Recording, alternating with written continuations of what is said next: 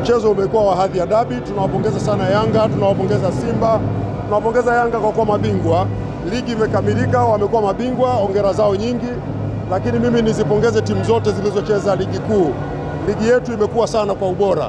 Kwa hiyo mpaka leo tunapokuja kuhitimisha, tumeendelea kuionyesha Afrika ukubwa wa ligi, ukubwa wa soka la Tanzania. Kwa hiyo hiki ni kitu muhimu na mimi nimefurahi sana kwamba leo tumekamilisha.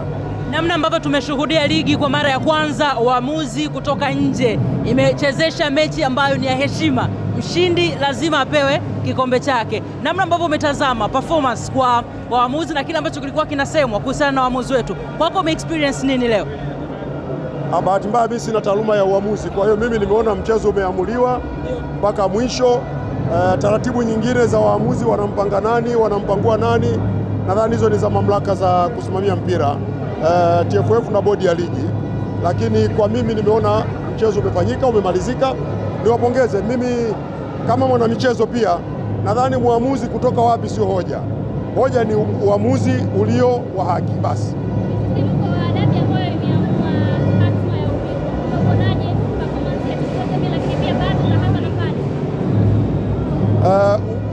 Sisi wote manake siwezi kujitoa kwamba sijui, wote tunajua ambapo hii mechi imetoka.